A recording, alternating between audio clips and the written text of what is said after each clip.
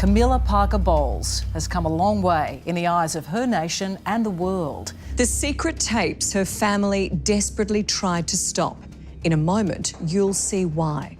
In a courtroom heavy with substances and flashing with media attention, Queen Camilla took the stand, and the world held its breath. Her voice trembled, her hands shook, and then she whispered the words no one expected to hear. "I never wanted the crown. I only ever wanted him." Gasps echoed through the room. King Charles wiped away a tear as Camilla revealed secrets that shattered royal façades, hidden letters, family shame, and one confession that changed everything. I lied to protect him. But in doing so, I lost myself. What truth had finally come to light? And was this the moment everything began to unravel? It wasn't Buckingham Palace. It wasn't Westminster Abbey. It was a modest London courtroom that became the stage for the most explosive royal moment in decades. No cameras allowed. Reporters scribbled furiously. And at the heart of it all stood Queen Camilla, shaken, tearful, unraveling. She looked exhausted. Witnesses said she hadn't slept in days. In that moment, she wasn't a queen. She was simply a woman on the edge. Camilla's legal team had fought to keep her off the stand, citing royal privilege. But the court ruled otherwise. This was no ordinary civil suit. It was a battle over royal letters, inheritance rights, and legacies buried for over 30 years.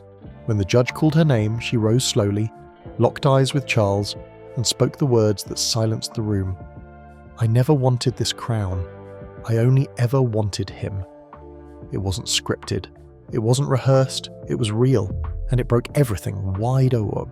Camilla admitted she had concealed private documents, letters tied to Princess Diana, early inheritance arrangements, and intimate exchanges with Charles from decades ago. When the defense objected, the judge allowed her to go on, and then came the sentence that cut even deeper. "I lied to protect him, but I lost myself." This wasn't a queen explaining royal protocol. This was a woman breaking under decades of guilt and secrecy, and everyone, both in the courtroom and behind palace walls, knew things would never be the same again.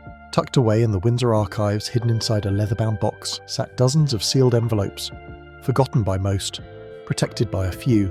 But then a palace insider leaked their contents to a journalist. That journalist passed them to lawyers, and suddenly, a carefully managed royal past became a legal crisis. The letters were handwritten notes between Charles and Camilla from the 1980s, some romantic, some strategic. "I wish things were simpler, but I can't stop loving you." Some mentioned Diana, her emotional state, her actions, even fears she might speak out. Others hinted at succession plans and the possible destruction of certain documents. Camilla admitted in court she kept the letters hidden to protect the monarchy, not out of deception, but timing. The world wasn't ready. Charles wasn't ready. Legal experts disagreed. Withholding documents in a contested inheritance case is serious, potentially illegal. Charles couldn't deny what the letters revealed. They may have been personal, but their impact was deeply public. Diana's legacy, the monarchy's image, the very line of succession, everything was at risk. Known for her composure, Camilla finally cracked. Her words were quiet but devastating. "I lied to protect him, but in doing so I became someone I no longer recognized." She admitted she was haunted by Diana, not just for what had happened, but for never having the courage to face her in life. "I never apologized, and I should have." When the judge offered a break, Camilla refused. "Let me finish." She looked directly at Charles and said what no royal had ever dared say in public. "I know I was the reason she was hurt. I know what I cost you." Charles whispered something back. Eyewitnesses say it was, "I'm sorry too."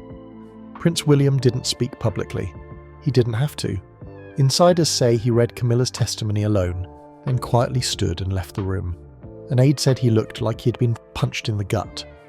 For William, this wasn't about legal disputes, it was about loyalty and his mother. He had never fully forgiven Camilla, not for marrying Charles, not for rewriting history, and especially not for what he saw as betrayal. One line from Camilla's confession hit hardest. "I knew Diana wouldn't survive it, but I went ahead anyway." That wasn't a mistake. That was a wound reopened. Now William faces a brutal choice. Bury the truth for the sake of the crown, or confront it and risk tearing it down. As whispers of a hidden child echoed beyond the courtroom, a more unsettling question took shape behind palace doors. What if the line of succession itself had been compromised? Constitutional experts began quietly reviewing scenarios that once seemed impossible. If a child born of Charles and Camilla before their marriage truly existed and was deliberately concealed, could it raise legal challenges to William's rightful place? The notion was dismissed publicly, but privately the monarchy braced for impact. Any suggestion that the bloodline was misrepresented could trigger a constitutional crisis with ripple effects far beyond tradition, touching Parliament, public trust and the very legitimacy of the Crown's future. In the weeks following her testimony, Queen Camilla found herself surrounded not by advisors or royal protocol, but by silence.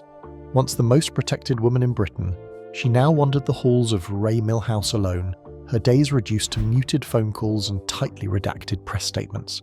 Even the household staff, once dutiful and deferential, seemed distant. For the first time in decades, Camilla faced a reality without the buffer of royal insulation. Her confession had not only shaken the palace, it had cost her the illusion of belonging. No crown, no title, not even Charles's fading loyalty could protect her from the solitude she now inhabited. Prince William, usually measured and restrained, was no longer merely reacting, he was beginning to act. Palace insiders report that in recent days, William has requested closed-door briefings with legal counsel and historians, reviewing Diana's original records, the royal archives, and every inch of the testimony Camilla delivered. One courtier described his mood as controlled fury. The question no longer was what Camilla did, but whether the institution that raised him knew and let it happen. For the first time, the heir to the throne appeared willing to challenge the past not just as a son, but as a future sovereign. And with every move he made, it became clear William wasn't just protecting Diana's legacy, he might be preparing to reshape the monarchy entirely. The next day, King Charles called a private meeting. His voice cracked as he defended Camilla. She wasn't trying to deceive, she was afraid for me, for us. Charles admitted he knew of some letters, and that Camilla had considered destroying them. He never told her to, but he also never stopped her. If anyone should be on trial, it's me. But even as he defended her, the damage was spreading. A royal aide warned him, if you stand by her now, you might lose the country. Charles responded simply, I already lost Diana. I won't lose her too. Camilla's testimony stunned the world, but she never mentioned one thing, the long-whispered rumour of a secret child. Observers noted the silence. One biographer hinted, there's something still unsaid. You can feel it in the room. Some believe Camilla carried a child in the early 80s, adopted in secret or raised under another name. One archivist described a sealed royal file labelled simply, May 1981, private. Camilla denies it. Charles has never commented. But in the wake of the trial, pressure to reveal the full truth is mounting. Then came another bombshell. Former palace staffers began leaking disturbing stories. Not tabloids, real insiders.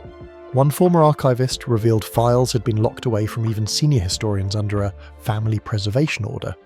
One secretary claimed she saw correspondence about a non-official dependent. At the time, she was told it was a staff member's child. Now, I'm not so sure, she said. I think I was misled. Then, unexpectedly, Camilla's sister, Annabel Elliot, broke her silence at a private dinner with a journalist. Camilla carries guilt, but there are things even Charles doesn't know. The statement exploded across headlines. Annabel walked it back, but the damage was done. If her own sister believed there were deeper secrets, how could Charles or the public trust anything anymore? Prince Harry didn't speak. He posted a candle, a photo of Diana, no caption, just a timestamp, 3:47 a.m. The exact time Diana's crash was first reported. It wasn't subtle, it was a message. And that same day, a sealed letter from California was delivered to Clarence House. It bore Harry's handwriting. No one knows what it said, but insiders agree, Harry isn't after revenge, he wants truth. At Sandringham alone, Charles whispered a sentence no one expected. I can't shield you anymore. After everything he was unravelling, he had always stood by Camilla. Now he was watching his reign collapse under secrets he never fully knew. Camilla's crown in jeopardy. Behind palace doors, talks began. Whispers of removing Camilla's title, reverting her role from queen consort to princess consort. Even her public engagements were paused. One insider said it bluntly, she may still wear the crown, but it no longer fits. The public exploded. Hashtags trended. Petitions surged. Protests formed online. Justice for Diana wasn't just a movement, it was a reckoning. Even palace staff spoke out. A former press officer said, she wasn't perfect, but she was honest, and we lost her too soon. Then came the final blow. Charles and Camilla began living apart. Publicly, they blamed schedules. Privately, it was clear. The marriage had fractured. Camilla returned to Raymil House. Her schedule vanished. Her office slowed. Even her security was scaled back. Charles, meanwhile, leaned into the future, appearing with William, Catherine, and the grandchildren. Secrets exposed, tears shed, trust destroyed. Camilla isn't just a queen in crisis. She's a woman left behind by the man she once fought the world to be with. So now we ask, will she return to public life or fade into history? Will Charles defend the crown or try to rebuild it? One thing is certain, this isn't over. The monarchy stands at a crossroads, and the weight of every whispered secret is pulling the crown down. This isn't just a scandal, it's a reckoning.